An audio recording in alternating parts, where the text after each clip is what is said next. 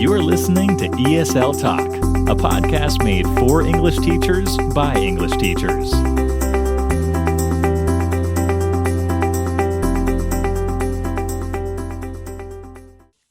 Hello, everyone. Welcome to a new episode of ESL Talk. I'm Faye. And I'm Daniel. Thank you all for your feedback on last week's episode, Building an Online Course.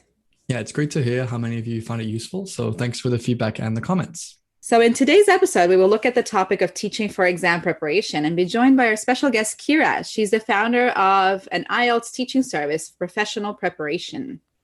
Yeah, as an IELTS teacher myself, I'm really interested to learn from Kira and hear her perspectives on how to prepare for this test. Mm-hmm.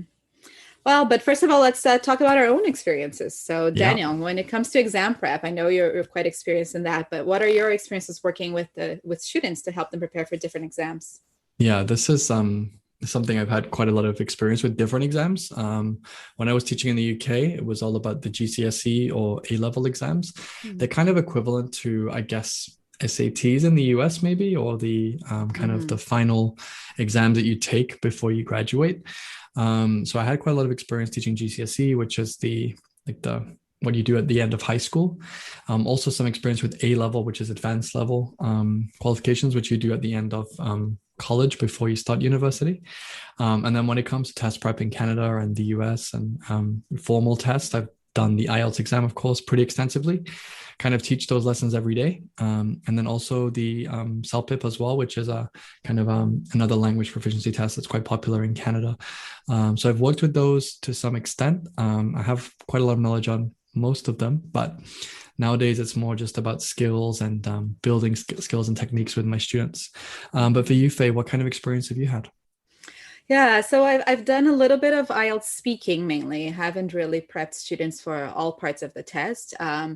I taught a little bit of TOEIC more on a sub-teacher basis, but my most extensive experience is with the Cambridge exams, all of them actually, first, advanced, and proficiency. So in most recent years, I specialized in teaching proficiency for Cambridge as well, and worked with a lot of teachers actually to kind of get that, let's say, validation of their language if they're not a native speaker. And I've both designed courses for Cambridge. I've also trained other teachers who wanted to teach for exam prep, more specifically for Cambridge prep. And since we both have all this like varied experience, is there one exam that you prefer to teach over the others? I wouldn't say so. I like variety in my teaching, as I'm sure you do too. I don't want to do the same thing constantly. IELTS is something that's the most familiar to me and the most comfortable to me. But again, it's just with my situation right now. Again, at the university level, we don't really teach to a test. It's more teaching to assignments and, examinations. So they aren't quite the same, but I don't really dislike IELTS. It's just a little bit repetitive. I just have to find ways as a teacher to make it engaging and exciting and fun for my students and for my learners. But for you, is there anyone that you don't really like teaching? Yeah, like it's kind of what you said. It's the repetitiveness, right? That can make it pretty dull. And I find that the one that takes the cake from that is TOEIC.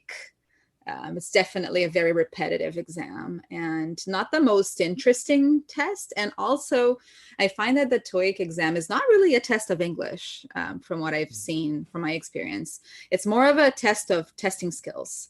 A lot of students actually get a really high score on this test without being able to speak. I couldn't even tell you how many times I've tested new students for like levels test. And they had a nearly perfect TOEIC score, but couldn't carry on a basic conversation, couldn't write a paragraph that was cohesive enough to be intelligible, right? And so it's really strange that this is such a popular test to this day, because for me, it doesn't really test your English level. And if you want to teach that, I kind of feel like I'm teaching something that I don't believe in a way. So ironically, actually, I'm not a huge fan of standardized testing, although that's something I specialized in. But I do think there are exams that do a better job of it. I really like the Cambridge exams. out of all the exams out there, I think that they're kind of a really good package of all the skills. And you really need to be a fluent speaker to get a good score. And not only that, but have sort of that like adaptability and flexibility with your language. So Absolutely. Yeah, I agree with that. Yeah. Mm-hmm. Now, when you were starting out teaching for exams, what did you do to prepare yourself or learn how to teach for exams? Yeah, I think it's the same process with anything. When you're learning something, it's lots of reading, lots of studying, lots of long guides and paperwork and official criteria and guidelines, watching how it's taught, and again, looking at the frameworks and rubrics. I mean, it's the same for IELTS as it is for anything else. You have a rubric that you're assessed on. And one thing that really surprises me is that so many students are not even aware of the rubric. They're not aware of how they're assessed.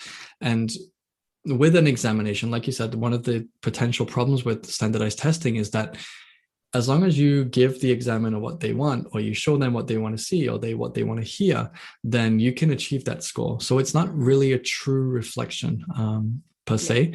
So I think for me, again, just observing and watching and going through that process of training over time. I mean, with IELTS now, it's pretty easy for me. But initially, when I was doing training, it was a lot of testing myself, and I have to, you have to have a lot of accuracy in the scores that you give. And one big discussion that I always get really kind of, what's the word? I get very kind of fired up about is that students don't achieve their score. So they say, oh, I'm just going to get it reevaluated. It might go up. Maybe I'm lucky. But in theory, if all the examiners are trained the same, then there shouldn't be any change. Yeah. So this is something I get a little bit frustrated about, is when students just say like, well, I just get it reassessed and it'll be fine. That kind of takes away from the fact that as a taker or a test taker, you need to demonstrate these skills. And if you haven't got the score that you want, then there's obviously an area that you can improve. But as for us on the other side, it's just very easy for test takers or candidates to say, well, it's the examiner's fault. They're too harsh. Yeah. And I just think it's really important that students take responsibility for that, and that we build those expectations in when we're teaching students as well. Absolutely. Yeah. Yeah, that actually kind of ties into what I wanted to also ask you. What do you think is most challenging for the students when they're preparing for an exam? Do you think those expectations are part of it? I think students, a lot of the time, they need to relearn, because they get into a lot of bad habits, and they get into a lot of, not lazy, but they get into a lot of ways of doing things that are not very efficient. So what I mean by that is they'll get into, they might be very good conversationally, but they'll use a lot of informal language like gonna, wanna, cuz, these kind of things, which are not kind of formal or academic. So that's one big issue, which I think is a challenge for students. And sometimes trying to ask students to keep it simple is really difficult for them, because they're like, well, I want to show off and I want to demonstrate what I can do. And unless you're quite an advanced speaker or an advanced user of English, that's quite difficult to do.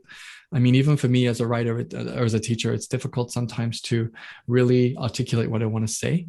So I say to students, if you try to say too much, or you try to use too much vocabulary when it's forced, then it's not natural. And the examiner is going to see that. And then maybe if it's not clear to the examiner, then that's going to reflect in your score. So I've seen really good band 8 or high band 7, IELTS responses where it's really simple, clear, basic sentences, but it's used well and it's done well. So don't try to do more than you can do, but obviously just be aware of your limitations and your skills, because as much as we want to be perfect, it comes from improving at that level instead of trying to go much higher than you can. So it's about that as well, being aware of your level and knowing what your skills are.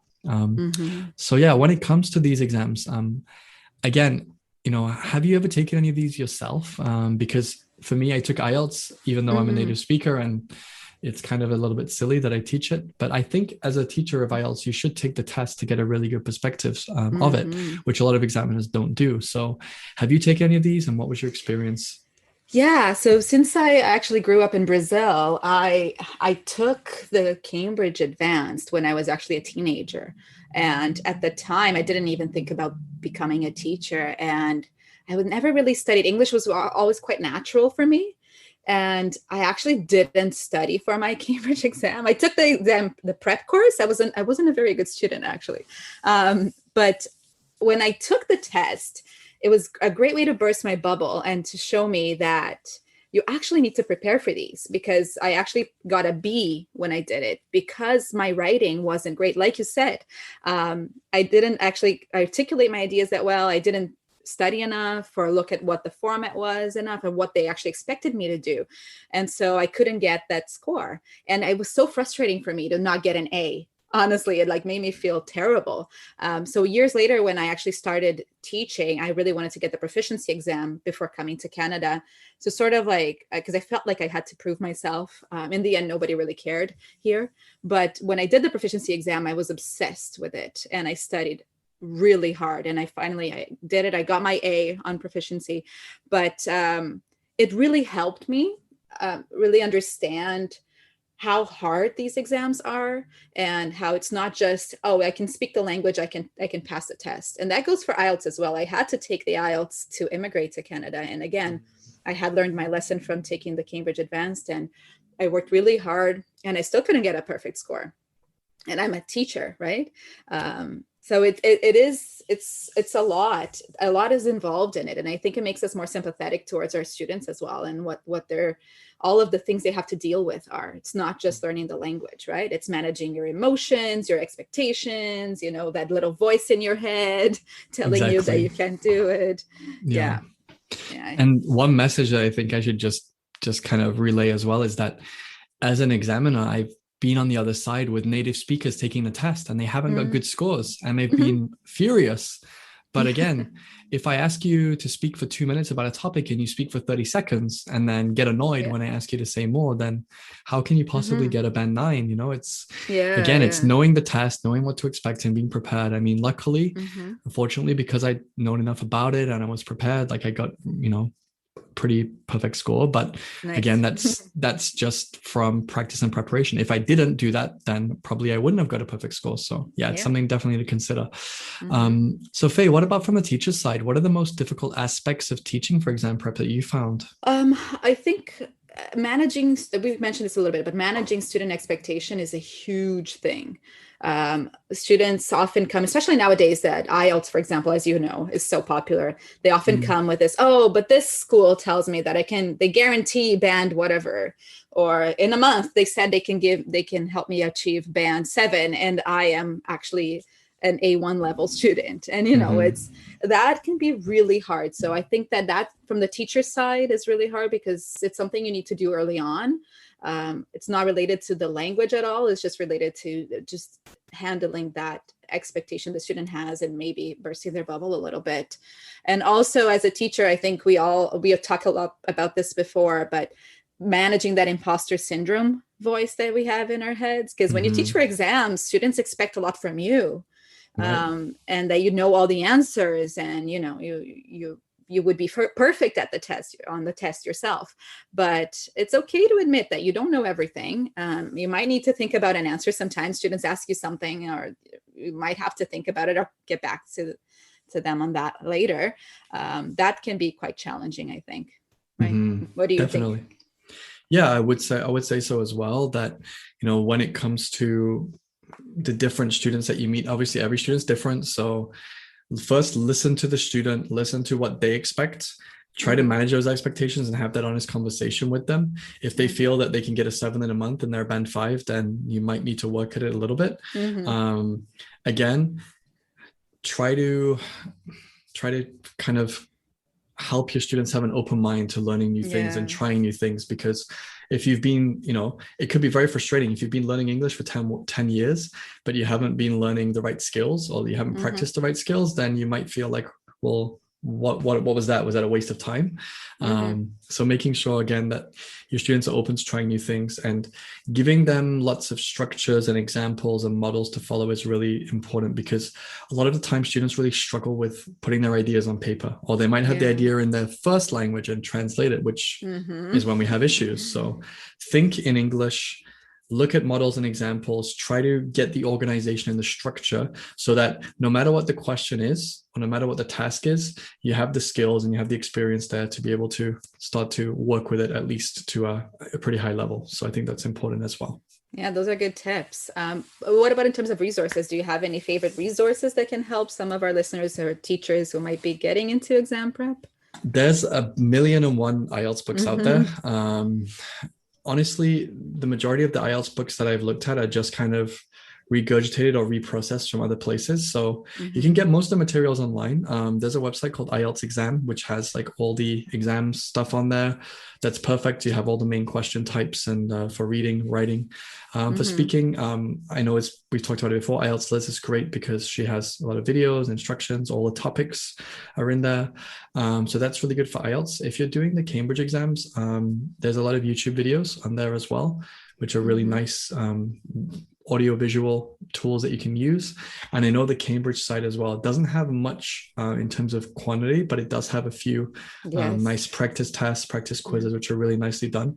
And there's also a grammar test to test your grammar, which I like, which I Yep. use with students as well. Yeah, that's what I use to level my students as well. Yeah, Mm-hmm. yeah. Any other resources that you might suggest Yeah, for no, I learners? think that's it. For Cambridge, at least, the official Cambridge website is really great. Like you said, there's not a lot, but what is there is really useful. They have full-on lesson plans for Mhm. teachers who are starting out, like a lesson Right. plan to teach speaking part one, a lesson plan to teach. It's really clear and very straightforward for when you're starting out. So I Yep. think just go straight to the source, right?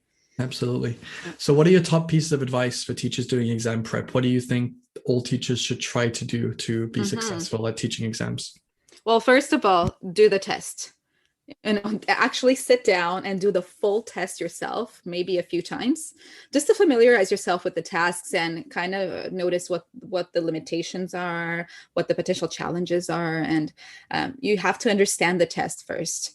It seems obvious, but it's not. I've met a few teachers who started teaching just from like, okay, this is chapter one of this prep book. Let's do this lesson, but they've never actually taken the test. So definitely do that. And I would just say, remember that you're going to be doing a lot of prep at the beginning. It's a very steep learning curve when you start teaching for exams. But once you've taught that, and that's with any kind of teaching, right? But once you've taught it, remember, it'll get easier and you'll remember it. And it's steep at the beginning. Just keep that in mind. You'll have to do a lot of prep, a lot of studying. Just do all the work very heavily at the beginning, and you'll be fine later Yeah, on. Anything to absolutely. add? Yeah, and just especially if you teach some exams, there's a lot of overlap. So there's a lot of Mm-hmm. activities, materials, ideas that you can quite nicely and quite easily integrate into other lessons and other activities, especially when it's discussion tasks or Oh, yeah. speaking stuff. There's a lot of IELTS stuff that I've been able to use, and for listening as well. That transfers over nicely too. All right, so let's move on to the next part of today's podcast. We're going to bring in our guest Kira, who's going to talk to us a little bit about her experience with teaching exams.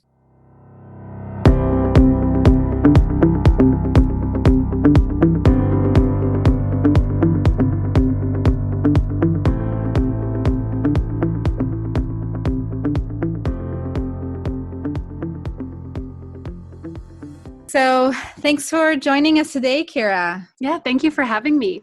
Unfortunately, Daniel had scheduling issues, so we're going to be doing this interview just one-on-one. But first of all, why don't you tell our listeners a little bit more about your teaching journey and your background?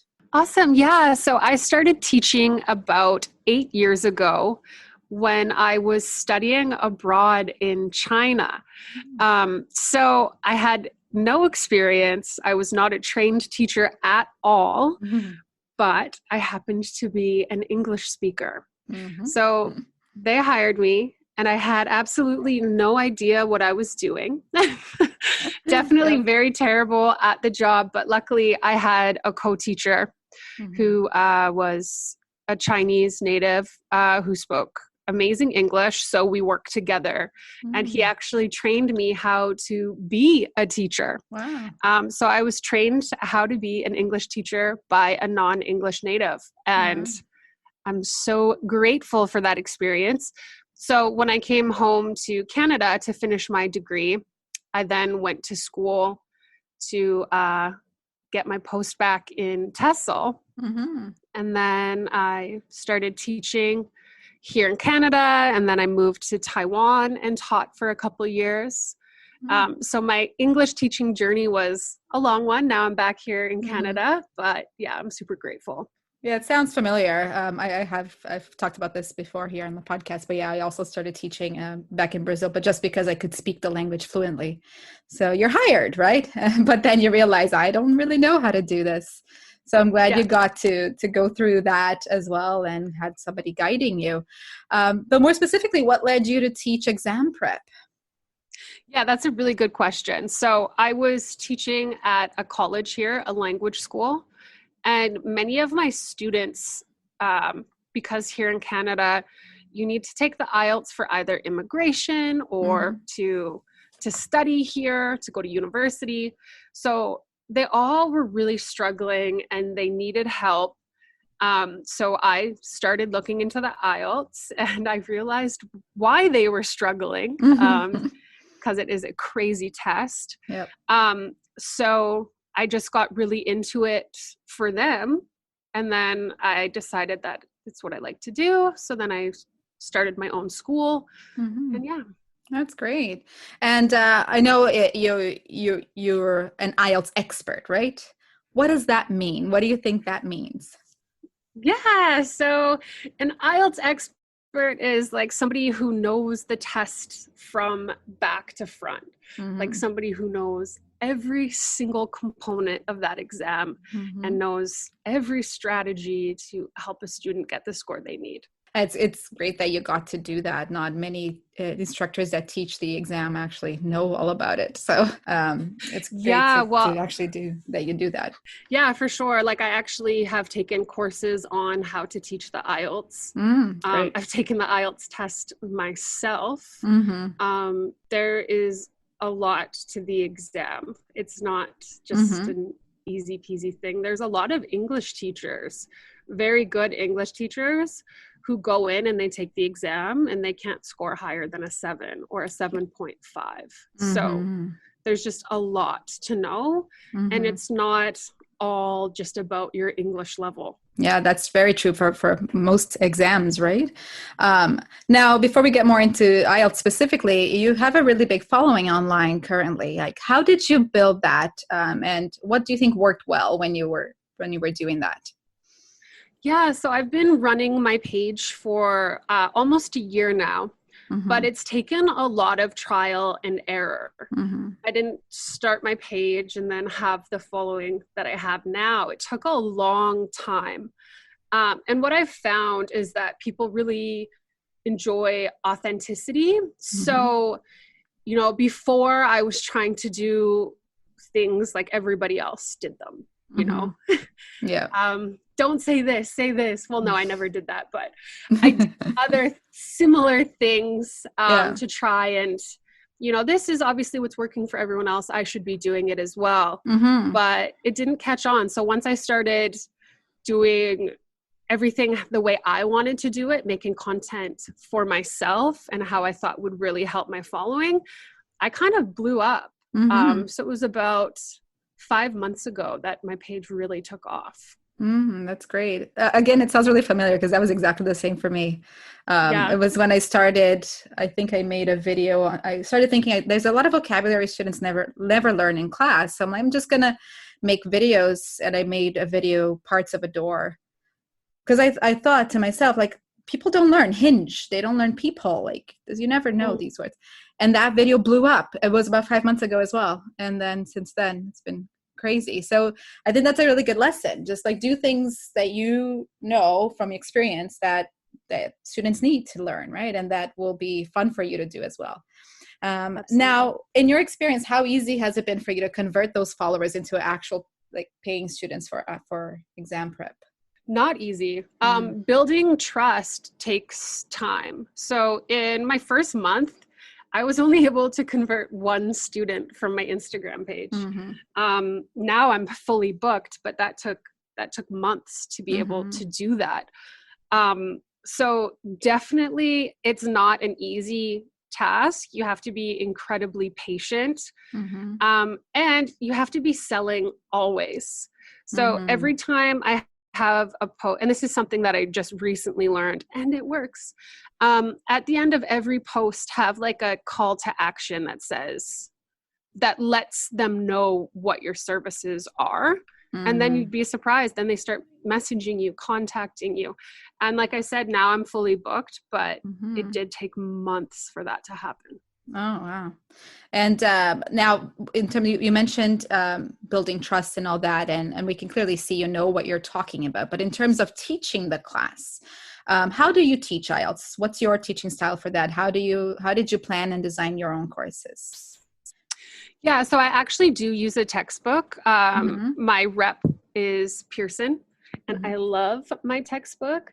I supplement where I have to, but for the most part, I have like the modules through the textbook. Test prep is a little bit more difficult to start from scratch. You don't have to, right? It's like, no, and there's no point. There is no point because amazing textbook companies also like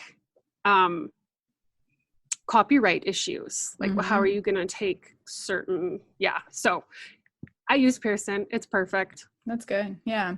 We always talk about that too here on the show. It's like, we don't really need to reinvent the wheel, especially when you're starting out teaching something, and something like exam prep is just so set, right? There's not much really that you can change. But so you have the material and you sort of already have a plan, but what are the biggest challenges you face then when preparing your students for exams? The biggest challenge is people really overestimate their English ability. So I'll get a student who has a current band score of 5, and they think with, just a couple weeks of prep, they're going to get that 7.5 that they need. I'm like, you're not being realistic. Because there are a lot of companies out there that kind of feed misinformation almost. Telling, oh yeah, you can get a band 9 in 30 days or something ridiculous. I find that to be the biggest challenge, is kind of giving them the reality check that, you're going to be with me for 6 months, not 2 weeks. Yeah, we talked a little bit about that too, Daniel and I. And I've always found, because I've taught Cambridge exam prep more extensively, and that was over time I learned that was the first thing I had to do, was manage students' expectations and kind of like hit them hard on the first few days, so they realize this is not as easy as you think, and you have to do a lot of work yourself, right? Exactly. So I remember the way I managed it was, on the first couple days, I basically kind of overwhelmed my students a little bit, even just so they can get a sense of what that course is, and then things kind of eased off a little bit more after that. But I felt that was a good way to filter out the people who are not really that motivated. Do you have any special techniques that you use, like at this beginning stage when you want to manage their expectations? Oh, for sure. I have them take a mock test. Nice. Yeah. Once they take it, they're like, okay, I get it now. I get it. Like, just because I'm a fluent English speaker doesn't mean that I'm the level that I need to be at. Because some of them are really surprised. They'll be, married to natives and not understand how they're not a band 8 and how they're only a band 5. And it's just really shocking for them. Yeah. Well, and also showing the students that it's not just an English test; it's a testing skills test, right? You have to understand the exam. Yeah, that's good. Now, which sections or areas of the exam you think in IELTS exam are most neglected by teachers and students in your experience? So a lot of students will just take like these like cheap crash courses where they don't get any type of feedback. So they actually do learn some useful exam skills for sure, some strategies, but they don't get any feedback. So when it comes to the speaking and writing components of the test, they still really struggle. And a lot of students come to me after they've taken these crash courses and they still have no idea what to do when it comes to speaking and writing. Also, students coming to me from language schools that don't specialize in IELTS prep. So they'll have like just a regular ESL teacher training them for a test, but you can't just have a regular teacher training you. It's much different. So I had a student come to me from the biggest school here in Vancouver, and she didn't even know that there was 2 different tests. And Oh, she wow. The academic in general, she had no. She had no idea. So students being trained by people who maybe don't know the test as well as that are not experts, right? Yeah, like, exactly. Going back to that, yeah. Yeah, and there's a lot of experts out there, so students just need to be careful who they're trusting. Okay, that's a good point. Now, what advice would you give to new teachers who are just getting started teaching exam prep? Yeah, so get training, definitely. Cambridge has a pretty good self-study course that you can go through, and it takes you through all the different sections of the test and how to teach each section. Also take the test yourself, because I think it'll help you understand how challenging the test really is. So that's important for teachers as well. So yeah, just, you don't want to be embarrassed. You don't want to, because, you know, speaking from experience, when I first started teaching the test, you really want to know what you're talking about. Yeah. Daniel and I chatted a little bit about this earlier, but when you're teaching for exam, it feels like there's a lot of prep at the beginning when you're teaching the first time. And it is that way. And it actually, that's, I think, what scares a lot of teachers from getting into it. But once you become that expert, once you've got it, it's a lot easier, right? Because you know what you're talking about then. But it's very, very heavily focused at the beginning, and it's a lot of heavy prep, but then absolutely. Yeah, you can start recycling everything, but in the beginning, wow, was that a learning curve for sure. Yeah, exactly. That's great. Now, just to wrap things up, how can our listeners connect with you if they want to find out more about you and what you do? Yeah, so they can always contact me through my website, which is profprep.ca, or also on Instagram. I'm always on there, prof_prep. That's great. Okay, thank you so much for joining us today and sharing all of your expertise. Yeah, thank you so much for having me. Yeah, we'd love to hear what our listeners think about our episode as well. So if those of you listening have any comments or any questions, feel free to send us an email. You can contact us on email at esltalkpodcast@gmail.com, or find us on Instagram at esltalkpodcast. And don't forget, you can contact me directly on Instagram as well at Learning with Faye. And you can also contact Daniel at I'm Daniel Teacher. And we hope to see you all next time here on ESL Talk Podcast. Thank you for listening. Don't forget to subscribe for new episodes and to follow us on Instagram and Facebook for even more ESL teaching content.